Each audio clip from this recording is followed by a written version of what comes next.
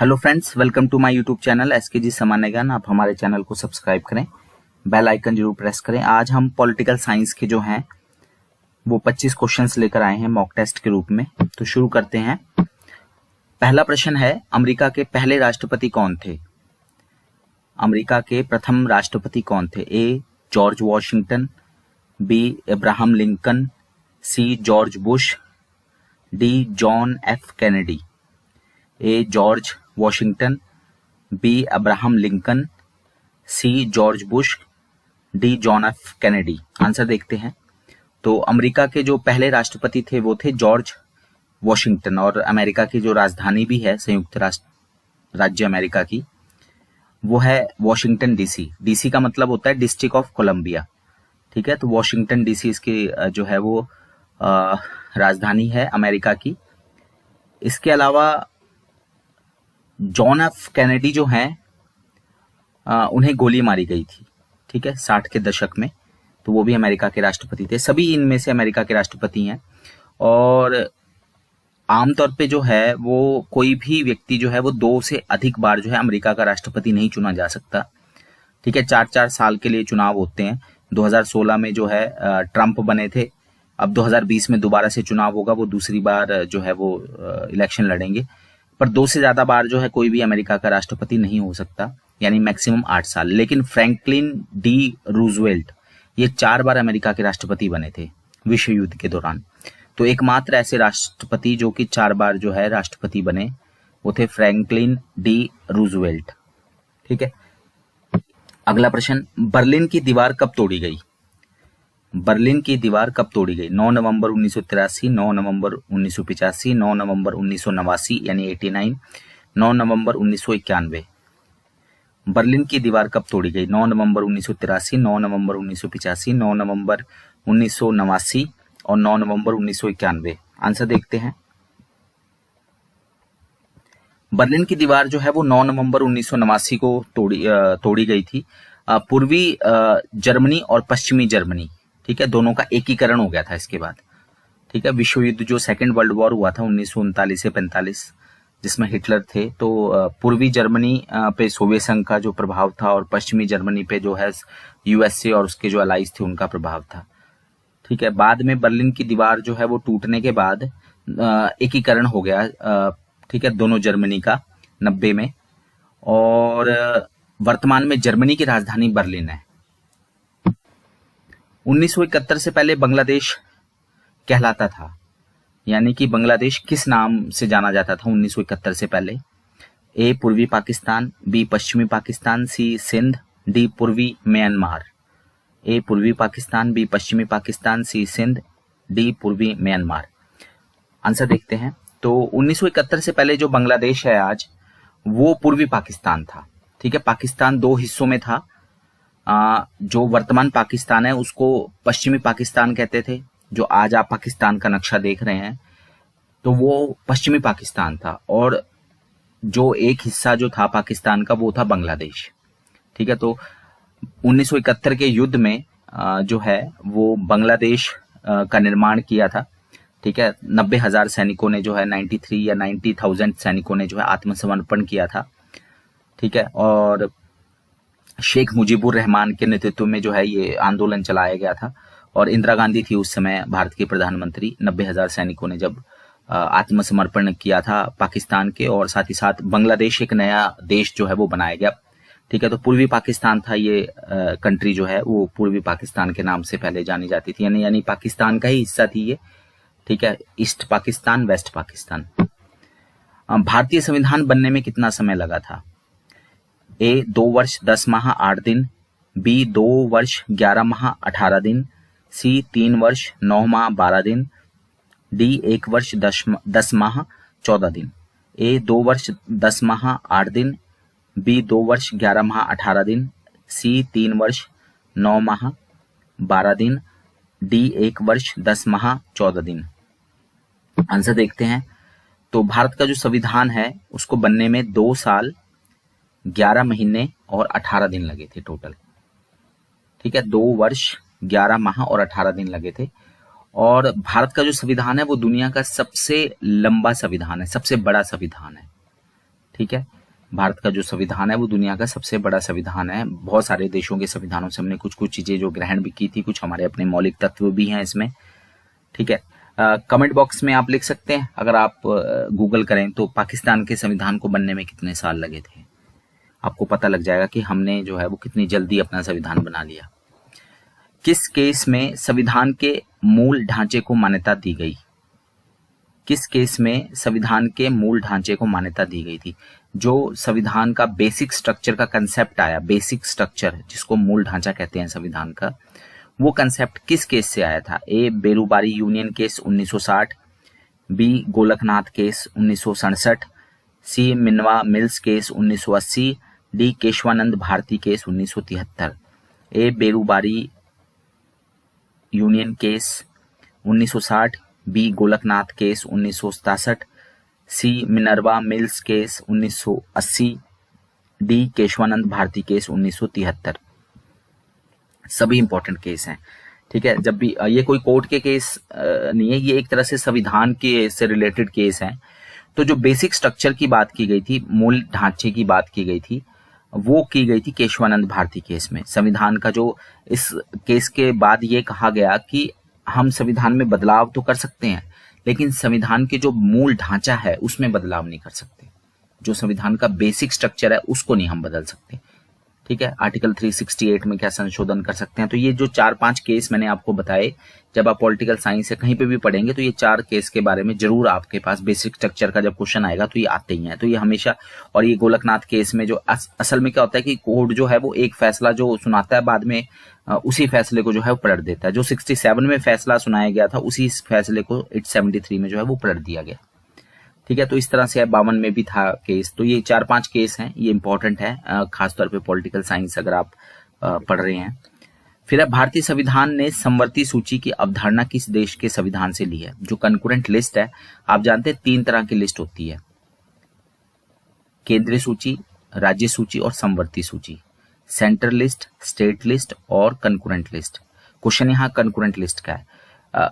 जो केंद्रीय सूची के विषय हैं, ठीक है, जो सब्जेक्ट जो केंद्रीय सूची में होंगे उस पर सिर्फ केंद्र सरकार कानून बना सकती है। राज्य सूची के विषय के ऊपर सिर्फ राज्य सरकारें कानून बना सकती हैं। और समवर्ती सूची पे दोनों कानून बना सकता है, केंद्र सरकार भी बना सकते हैं और राज्य सरकार भी। जैसे शिक्षा है, आज एजुकेशन के ऊपर राज्य सरकारें भी अपना कानून बनाती हैं, केंद्र सरकार भी बनाती है। ठीक है, तो दोनों ही कानून बना सकती है। हाँ, अगर दोनों के कानून में टकराव पैदा होता है तो फिर केंद्र सरकार का कानून जो है वो माना जाता है। ठीक है, तो ये 3 तरह की लिस्ट होती हैं, सूचियां हैं, कितने कितने विषय हैं, ये चेंज होते रहते हैं। ठीक है, तो समवर्ती सूची हमने किस देश के संविधान से ली है? कंकरेंट लिस्ट ब्रिटेन, यानी कि इंग्लैंड भी कह सकते हैं आप इसको, यूके, ये मैंने पहले भी बताया था आपको कि अलग अलग अवधारणाएं हैं। जब इसमें नॉर्दर्न आयरलैंड जुड़ जाता है या हट जाता है तब क्या होता है? जब इसमें वेल्स और जो भी ये पार्ट हैं ये जो है ये हट जाते हैं तो वो इंग्लैंड कहलाता है। तो ए ब्रिटेन, बी अमेरिका, सी ऑस्ट्रेलिया, डी कनाडा। भारतीय संविधान ने समवर्ती सूची किस देश के संविधान से ली है? Britain, America, Australia, Canada. Answer देखते हैं। तो हमने जो समवर्ती सूची की अवधारणा है वो ऑस्ट्रेलिया के संविधान से ली है। ठीक है, अमेरिका से हमने बहुत कुछ लिया, अमेरिका के संविधान से, जिसमें मौलिक अधिकार भी आता है। ठीक है, उपराष्ट्रपति का पद है, न्यायिक पुनरावलोकन है, ये सब हमने अमेरिका के संविधान से लिया है। कनाडा के संविधान से हमने संघात्मक व्यवस्था, जिसको हम फेडरल सिस्टम कहते हैं भारत का, वो लिया है हमने। ठीक है, इस तरह से यूके के संविधान से हमने प्रधानमंत्री का जो पद है, ठीक है, और जो हमारा पार्लियामेंट्री सिस्टम है, संसदीय जो हमारा व्यवस्था है, वो ली है हमने। बहुत सारी चीजें जो हमने यूके के संविधान से ली है। फिर भारतीय संविधान को कितने भागों में बांटा गया है? ए 20, बी 21, सी 22, डी 23। भारतीय संविधान को हम 22 भागों में बांटते हैं। और जब संविधान लागू हुआ था 1950 में, तो संविधान में 22 भाग थे, वर्तमान में भी 22 भाग ही हैं संविधान के, और 395 आर्टिकल थे उस समय। ठीक है, आर्टिकलों की संख्या बढ़ती जाती है, तो उस समय 395 आर्टिकल थे, और इन 395 आर्टिकलों को 22 हिस्सों में जो है वो डिवाइड किया गया था, 22 भाग। ठीक है, तो संविधान में कितने भाग हैं? टोटल 22। ठीक है, 22 भाग हैं। अगला प्रश्न, प्रस्तावना में कितनी बार संशोधन किया गया है? जो हम प्रियम्बल पढ़ते हैं ना, हम भारत के लोग, आप सभी ने देखा होगा ऑफिस में जो है वो प्रस्तावना जो है वो लगी होती है, प्रियम्बल जो है वो लगा होता है, हम भारत के लोग, और वो पूरा का पूरा जो है। तो उसमें कितनी बार संशोधन किया गया? 1 बार, 2 बार, 3 बार, 4 बार। प्रस्तावना जो है प्रियम्बल में कितनी बार जो है वो संशोधन किया गया है? आंसर देखते हैं। प्रस्तावना में जो है वो 1 बार संशोधन किया गया है, ठीक है, और वो संशोधन हुआ था 1976 में, ठीक है। 1976 में जो 42nd अमेंडमेंट है, जिसको हम मिनी कॉन्स्टिट्यूशन के नाम से भी जाना जाता है, मिनी संविधान, क्योंकि इसमें इतने ज्यादा संविधान में बदलाव कर दिए गए थे 1976 में, 76 में, कि इसको मिनी कॉन्स्टिट्यूशन का दर्जा दे दिया गया था 42nd अमेंडमेंट को, ठीक है। अमेंडमेंट मतलब संशोधन, तो संविधान में संशोधन होता है, ठीक है। और वो किस आर्टिकल के तहत, अगर ये क्वेश्चन नहीं आया तो मैं बता देता हूँ, 368, ठीक है। अगर क्वेश्चन आ भी गया तो आपने आंसर वही हो जाएगा उसका। तो संविधान में जो भी बदलाव होता है वो आर्टिकल 368 के अंतर्गत किया जाता है। तो 42वां संविधान संशोधन किया गया, और जो हमारी प्रस्तावना में जो है वो 3 शब्द जोड़े गए, समाजवादी, धर्मनिरपेक्ष और अखंडता। ये शब्द पहले संविधान की प्रस्तावना में नहीं थे, ये बाद में जोड़े गए हैं 1976 में 42nd अमेंडमेंट, और एक ही बार प्रस्तावना में बदलाव किया गया, उसके बाद आज तक कोई बदलाव नहीं है। अगला प्रश्न, संपत्ति का अधिकार, ये अनुच्छेद 31 में है, ठीक है, को मौलिक अधिकारों की श्रेणी में किस संविधान संशोधन द्वारा हटाया गया? संपत्ति का जो अधिकार था वो मौलिक अधिकार था। पहले हमारे, अगर आगे अधिकारों की संख्या नहीं आई, तो पहले हमारे अधिकार जो थे वो, अब हो सकता है क्वेश्चन आए आगे, तो मैं अभी नहीं बताता आपको। मौलिक अधिकार जो हैं, क्वेश्चन जो है वो ये है कि किस संविधान संशोधन द्वारा जो है संपत्ति के अधिकार को मौलिक अधिकारों की श्रेणी से हटा दिया गया? 42वां संविधान संशोधन, 44वां, 61वां या 73वां? आंसर देखते हैं। तो जो 44वां संविधान संशोधन है 1978 में हुआ था, तो संपत्ति जो था पहले मौलिक अधिकार था, तो मौलिक अधिकार से उसको हटाकर कानूनी अधिकार बना दिया गया। 31st जो है 31वां अनुच्छेद है संपत्ति का अधिकार, तो पहले वो जो था वो मौलिक अधिकार था 1978 से पहले, 44वें संविधान संशोधन से पहले वो हमारा मौलिक अधिकार होता था, लेकिन अब वो सिर्फ कानूनी अधिकार रह गया, संपत्ति का अधिकार, ठीक है। और जैसे ही आप देख रहे हैं जो इसमें 44th, इसके अलावा 42वां संविधान संशोधन हमने पढ़ लिया, अभी 1976 में हुआ था, जिसको हम मिनी कॉन्स्टिट्यूशन कहते हैं। 61वां संविधान संशोधन जो है वो 1989 में हुआ था, राजीव गांधी के टाइम, जब उन्होंने वोट डालने की जो आयु है वो 21 साल से घटाकर 18 साल कर दी थी। और 73वां संविधान संशोधन जो है 1992 में हुआ था, इसमें पंचायती राज को जो है वो संवैधानिक दर्जा प्रदान किया गया था, ठीक है। आज पंचायती राज जो है वो संवैधानिक बॉडी बन गई है। तो हमारे पास जो थे वो टोटल 7 मौलिक अधिकार थे, ठीक है। 7 में से अब वर्तमान में सिर्फ 6 रह गए हैं। संपत्ति का जो अधिकार है वो 1978 में खत्म कर दिया गया। वित्तीय आपातकाल हम किस अनुच्छेद के अंतर्गत जो है वो लगाते हैं? Article 352, article 356, article 360, article 368। Article 352 यानी अनुच्छेद 352, अनुच्छेद 356, अनुच्छेद 360, अनुच्छेद 368। वित्तीय आपातकाल, फाइनेंशियल इमरजेंसी। आज तक देश में कभी भी वित्तीय आपातकाल नहीं लगा है, ठीक है। हमारे देश में इमरजेंसी जो है वो 3 तरह की होती है, 352, 356, 360। 352 जो है वो राष्ट्रीय आपातकाल होता है, जो देश में 3 बार लगा है। 1962 की लड़ाई, भारत चीन की युद्ध, फिर 1965 की लड़ाई, ठीक है, और वो कंटिन्यू किया उसको, 1971 की लड़ाई, और फिर जो 1975 में जो लगाया गया था वो। तो वित्तीय आपातकाल जो है वो 360 में होता है, आर्टिकल 360, जो आज तक कभी नहीं लगा है। और 356 में जो है हम राज्यों में जो आप सुनते हो ना राष्ट्रपति शासन, तो जो राज्यों में जो है वो राष्ट्रपति शासन लगाया जाता है आर्टिकल 356 से। देश में इमरजेंसी जो है वो आज 3 बार लगी है, आर्टिकल 352 के अंतर्गत, 62 में, फिर 71 में और फिर 75 में। और 360 जो है वो वित्तीय आपातकाल है, जो आज तक कभी नहीं लगा। और आर्टिकल 368 जो है वो संविधान में संशोधन के बारे में जो है उससे रिलेटेड है, ठीक है। फिर है राष्ट्रपति पे महाभियोग की प्रक्रिया किस अनुच्छेद में दी गई है? अगर हम राष्ट्रपति को उसके पद से हटाना है तो फिर उसके ऊपर जो है वो महाभियोग यानी इम्पीचमेंट जो है वो लाया जाता है, इम्पीचमेंट शुरू किया जाता है, महाभियोग की प्रक्रिया शुरू की जाती है राष्ट्रपति को उसके पद से हटाने के लिए। तो ये प्रक्रिया जो है वो किस आर्टिकल में दी गई है, यानी राष्ट्रपति पे जो महाभियोग लगाना है वो किस आर्टिकल में है उसके बारे में। Article 44, article 61, article 108, article 123। Answer देखते हैं।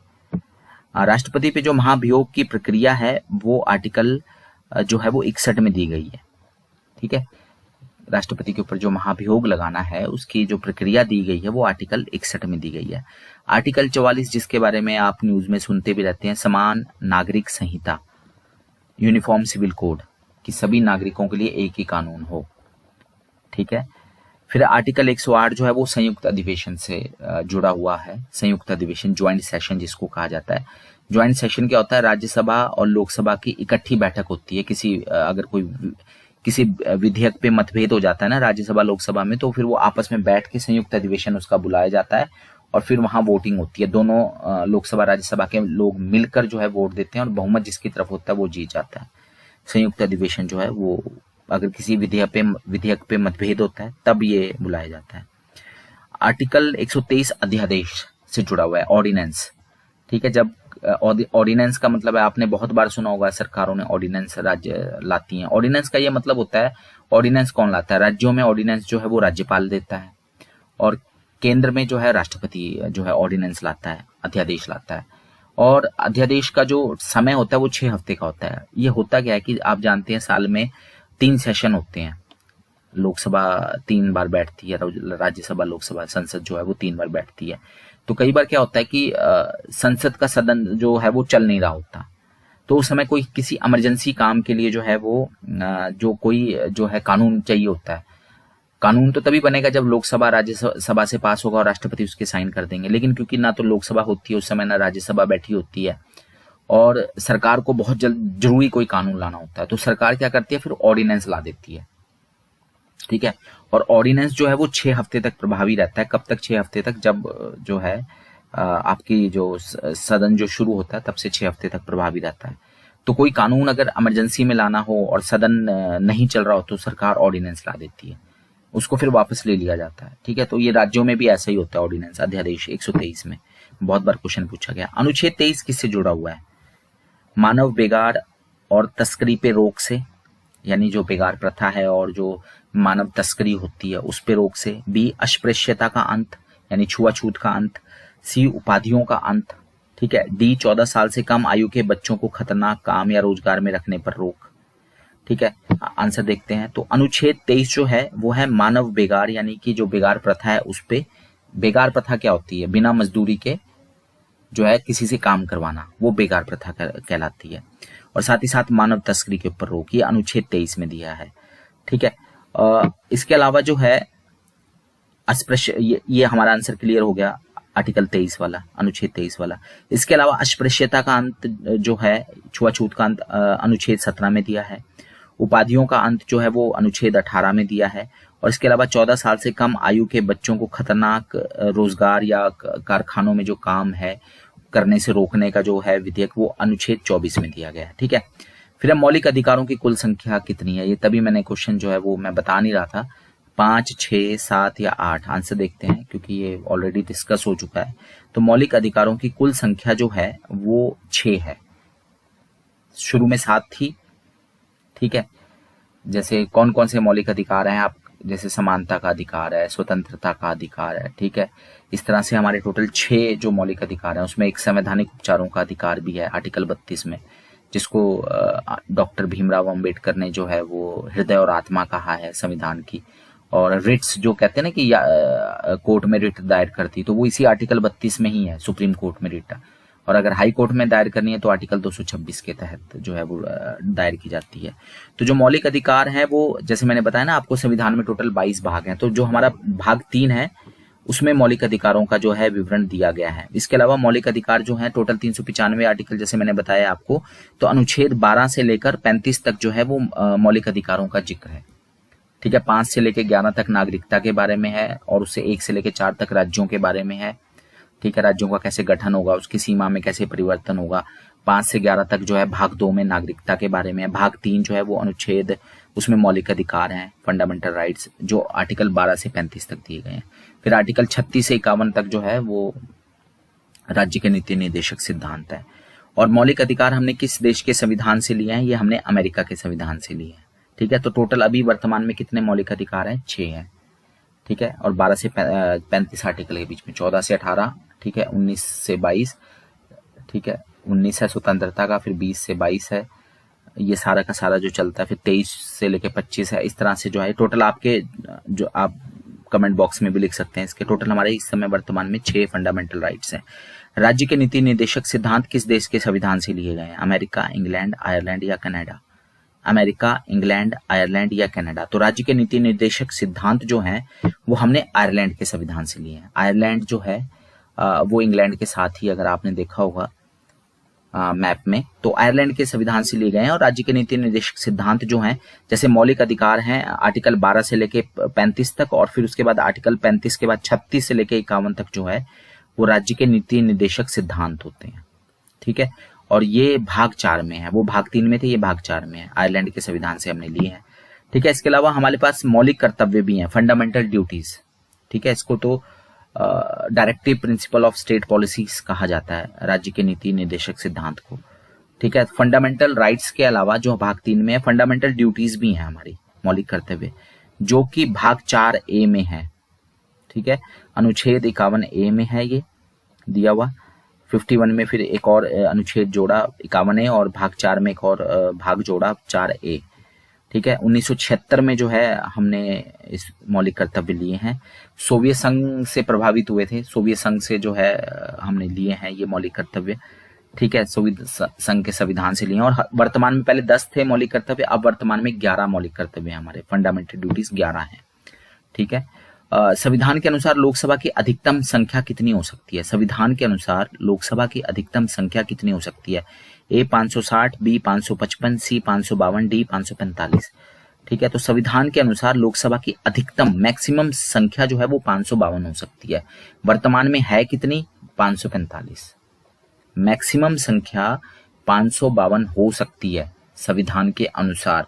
वर्तमान में कितनी है संख्या? 545। ठीक है, इसलिए जो है वो बहुमत के लिए हमें जो है वो फिर डिवाइड करते हैं, हो सकता है क्वेश्चन आ गया है। अब वर्तमान में कौन सी लोकसभा है? 2019 से लेकर 2024 तक की कौन सी लोकसभा है? 15वीं, 16वीं, 17वीं, 18वीं? ये करंट अफेयर का क्वेश्चन है। वर्तमान में जो 2019 से 24 तक जो चुनी गई है, ठीक है, सरकार जो है लोकसभा में जो है सरकार चुनी गई है। ठीक है, प्रधानमंत्री नरेंद्र मोदी जो है वो दूसरी बार जो है वो प्रधानमंत्री बने हैं, 19 से लेकर 24 तक के लिए निर्वाचित हुए हैं। तो वो कौन सी लोकसभा है हमारी? ठीक है, 15वीं, 16वीं, 17वीं, 18वीं? आंसर देखते हैं। तो वर्तमान में जो है वो आपकी क्या बोलते हैं 17वीं लोकसभा है 2019 से 24 तक। 14 से 19 तक जो थी वो हमारी 16वीं लोकसभा थी।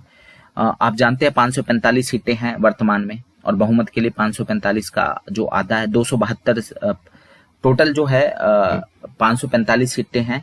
ठीक है, तो 545 में से 543 के लिए चुनाव होते हैं लोकसभा के, और 2 सीटें जो है वो एंग्लो इंडियन के लिए रिजर्व होती हैं। तो जो राष्ट्रपति जिनको चुनता है, ठीक है, वो बाद में चुने जाते हैं चुनाव के बाद। वो एंग्लो इंडियन जो सदस्य होते हैं उनका चुनाव जो है वो राष्ट्रपति करता है। ठीक है, राज्यसभा के लिए वो 12 लोग चुनता है, नॉमिनेट करते हैं राष्ट्रपति, और लोकसभा के लिए सिर्फ 2 करते हैं, वो एंग्लो इंडियन होते हैं। एंग्लो इंडियन मतलब वो अंग्रेज जो आज़ादी के बाद वापस इंग्लैंड नहीं गए और भारत में ही रुक गए। ठीक है, उनको एंग्लो इंडियन कहा जाता है। तो 2 सीटें उनके लिए रिजर्व हैं, तो 2 और 543 टोटल 545 हो जाते हैं। तो जो चुनाव होता है वो 543 के लिए होता है। तो बहुमत का आंकड़ा जो है 543 में से वो है 272। ठीक है, लोकसभा में कौन संसद का हिस्सा नहीं है? लोकसभा, विधानसभा, राज्यसभा या राष्ट्रपति? संसद किसको मिलाकर बनती है? लोकसभा, विधानसभा, राज्यसभा, राष्ट्रपति, यानी संसद किसको मिलाकर नहीं बनती है? क्वेश्चन ये है। आंसर देखते हैं फिर डिस्कस करते हैं। संसद जो है वो लोकसभा, राज्यसभा और राष्ट्रपति को मिलाकर बनती है। ठीक है, जो हम पार्लियामेंट बोलते हैं वो खाली एक लोकसभा नहीं होती या राज्यसभा नहीं होती, या ठीक है, वो लोकसभा प्लस राज्यसभा प्लस राष्ट्रपति, क्योंकि कोई भी कानून जो है वो संसद बनाती है, पार्लियामेंट बनाती है देश के लिए। राज्य के लिए तो फिर वो विधानसभाएं बनाती है और फिर राज्यपाल बनाते हैं उस। तो कोई भी कानून पहले लोकसभा से पारित होता है, राज्यसभा से पारित होता है, उसके बाद उस पर राष्ट्रपति के साइन होते हैं, तब कोई चीज कानून बनती है। उससे पहले वो सिर्फ विधेयक रह जाता है, बिल रहता है। ठीक है, तो यानी कि संसद जो है वो 3 लोगों से मिलकर बनती है, लोकसभा, राज्यसभा, राष्ट्रपति। यानी कि विधानसभा जो है वो संसद का हिस्सा नहीं है, पार्लियामेंट का हिस्सा नहीं है। अगला क्वेश्चन, भारत में राज्यों की सीमाओं को बदलने का अधिकार किसके पास है?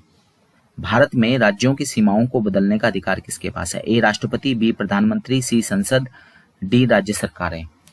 ए राष्ट्रपति, बी प्रधानमंत्री, सी संसद, डी राज्य सरकारें। आंसर देखते हैं।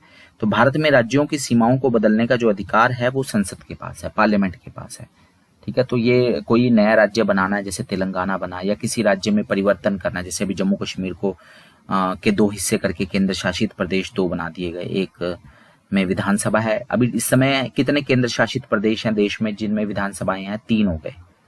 एक तो दिल्ली केंद्र शासित प्रदेश है जहां विधानसभा है, एक पौंडीचेरी केंद्र शासित प्रदेश है जहां पे विधानसभा है, दिल्ली में केजरीवाल है, ठीक है, पौंडीचेरी में जो है वी नारायण स्वामी है कांग्रेस के, और तीसरी विधानसभा जो है वो जम्मू कश्मीर बन गई है। जम्मू कश्मीर केंद्र शासित प्रदेश है जहां पे अब तीसरी विधानसभा है। तो 3 हो गई, पहले 2 ही थी। और लद्दाख जो है वो केंद्र शासित प्रदेश बनाया गया, लेकिन वहां कोई विधानसभा की सीटें नहीं है। तो भारत में राज्यों की सीमाओं में बदलने का अधिकार जो है वो संसद के पास है। 2014 में तेलंगाना जो है वो बनाया गया था 29वां राज्य। राज्यसभा का सभापति कौन होता है? ए राष्ट्रपति, बी उपराष्ट्रपति, सी लोकसभा अध्यक्ष, डी प्रधानमंत्री। ए राष्ट्रपति, बी उपराष्ट्रपति, सी लोकसभा अध्यक्ष, डी प्रधानमंत्री। तो राज्यसभा का जो सभापति होता है वो भारत का उपराष्ट्रपति होता है। ठीक है, जो वाइस प्रेसिडेंट ऑफ इंडिया है वो राज्यसभा का जो है वो चेयरमैन होता है, एक्स ऑफिशियो चेयरमैन कहा जाता है इसको। ठीक है, पदेन सभापति होता है। फिर कौन 2 बार राष्ट्रपति बना? भारत, जैसे मैं फ्रैंकलिन डी रूजवेल्ट की बात कर रहा था ना कि वो 4 बार अमेरिका के राष्ट्रपति बने, जबकि कोई भी जो है वो 2 से ज्यादा बार अमेरिका का राष्ट्रपति नहीं बन सकता। तो भारत में 2 बार राष्ट्रपति बनने वाला व्यक्ति कौन था? ज्ञानी gel Singh, Zakir Hussain, Rajendra Prasad, S Radhakrishnan. Answer देखते हैं। तो भारत में जो 2 बार राष्ट्रपति बने हैं वो है डॉक्टर राजेंद्र प्रसाद। ये पहले राष्ट्रपति भी हैं देश के, और ये लगातार 1951 से लेकर 62 तक जो है लगातार 2 बार जो है वो भारत के राष्ट्रपति रहे। और जब ये लगातार 2 बार भारत के राष्ट्रपति रहे तो एस राधाकृष्णन, सर्वपल्ली राधाकृष्णन, जिनके जन्मदिन पे हम जो है वो शिक्षक दिवस मनाते हैं 5 सितंबर को, तो वो 2 बार उपराष्ट्रपति रहे हैं। पर 2 बार उपराष्ट्रपति तो कई लोग रहे हैं, ठीक है, लेकिन 2 बार राष्ट्रपति सिर्फ राजेंद्र प्रसाद ही रहे हैं। जाकिर हुसैन जो है वो एक तो मुस्लिम राष्ट्रपति हैं पहले, तीसरे राष्ट्रपति भी हैं, और राष्ट्रपति रहते हुए उनकी मृत्यु हुई है।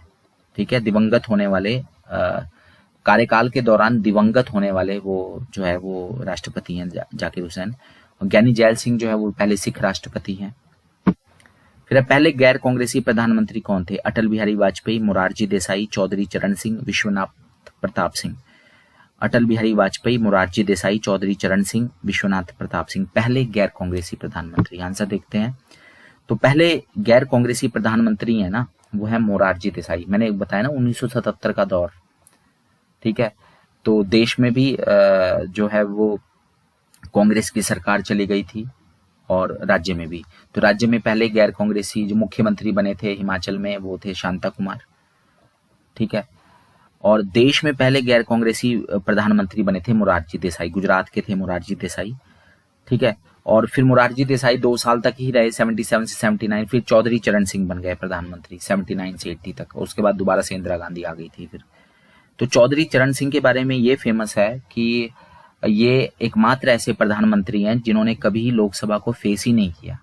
वो लोकसभा में जा ही नहीं पाए, कोई सेशन में बैठ ही नहीं पाए, क्योंकि इतने कम समय के लिए वो बने प्रधानमंत्री। मतलब सबसे कम समय के लिए प्रधानमंत्री तो अटल बिहारी वाजपेयी थे, सिर्फ 13 दिन के लिए प्रधानमंत्री बने थे। फिर उसके बाद अगली बार 13 महीने के लिए प्रधानमंत्री बने, ठीक है, 98 में 13 दिन के लिए बने। फिर उसके बाद 99 में जो है वो 13 महीने के लिए बनी, उनकी सरकार एक वोट से गिर गई थी। फिर उसके बाद 2004 तक रहे, 99 से 2004 तक। और अब प्रधानमंत्री नरेंद्र मोदी जो है वो सबसे ज्यादा समय तक प्रधानमंत्री रहने वाले गैर कांग्रेसी प्रधानमंत्री बने हैं। मतलब आप कोई भी कांग्रेसी प्रधानमंत्री जो सबसे ज्यादा समय तक तो 17 साल जो है वो पंडित जवाहरलाल नेहरू प्रधानमंत्री रहे हैं। नरेंद्र मोदी जो है वो अब सबसे ज्यादा समय तक प्रधानमंत्री रहने वाले गैर कांग्रेसी प्रधानमंत्री हो गए हैं। और पहले गैर कांग्रेसी प्रधानमंत्री थे मोरारजी देसाई। और वीपी सिंह जो है 1989 में बने थे राजीव गांधी के बाद।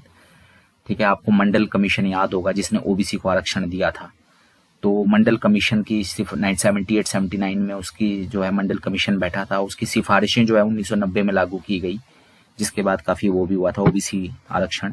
सबसे ज्यादा समय तक मुख्यमंत्री कौन रहे हैं? ठीक है, सबसे ज्यादा समय तक ए ज्योति बसु, बी मायावती, सी शीला दीक्षित, डी प्रकाश सिंह बादल। ए ज्योति बसु, बी मायावती, सी शीला दीक्षित, डी प्रकाश सिंह बादल। तो सबसे ज्यादा समय तक मुख्यमंत्री रहे हैं ज्योति बसु, वेस्ट बंगाल के, अब नहीं है। ठीक है, लगभग 34 वर्षों तक जो है वो ऐसा कहा जाता है कि सीपीएम का शासन रहा था वेस्ट बंगाल में। ठीक है, उसके बाद ममता बनर्जी आई है। तो ज्योति बसु जो है वो काफी समय तक जो है सबसे लंबे कार्यकाल तक, 34 टोटल कार्यकाल नहीं है, ठीक है, लेकिन सबसे ज्यादा समय तक मुख्यमंत्री रहने वाले व्यक्ति हैं लगातार। संसद के संयुक्त अधिवेशन ज्वाइंट सेशन की अध्यक्षता कौन करता है? उपराष्ट्रपति, राष्ट्रपति, लोकसभा अध्यक्ष या महान्यायवादी? उपराष्ट्रपति, राष्ट्रपति, लोकसभा अध्यक्ष या महान्यायवादी? तो आंसर देखते हैं। तो ज्वाइंट सेशन जो है उसकी अध्यक्षता जो है वो लोकसभा अध्यक्ष करते हैं। ठीक है, लोकसभा अध्यक्ष मैंने बताया था आपको, जो ज्वाइंट सेशन में अगर कभी मतभेद हो जाता है, ठीक है, तो लोकसभा अध्यक्ष जो है वो लोकसभा और राज्यसभा की जो है संयुक्त अधिवेशन की अध्यक्षता करते हैं। अगला क्वेश्चन है, भारत के सुप्रीम कोर्ट के मुख्य न्यायाधीश अपना त्याग पत्र किसे देते हैं?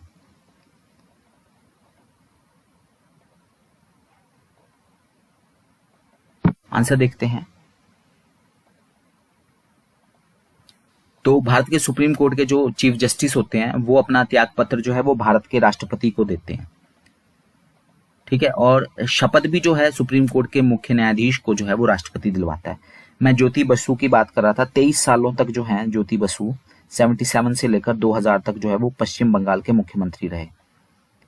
ठीक है, 23 साल तक लगातार जो है वो मुख्यमंत्री रहे हैं ज्योति बसु। ठीक है, और टोटल जो उसके बाद भी जो है क्या बोलते हैं आपका जो 34 साल तक वहां सीपीएम का शासन था। 2011 में जो है वो फिर ममता बनर्जी जो है वो मुख्यमंत्री बनी, फिर उसके बाद 2016 में भी बनी, अब 2021 में जो है वो वेस्ट बंगाल के चुनाव होने हैं। अगला लास्ट प्रश्न है, संसद की सबसे बड़ी समिति कौन सी है?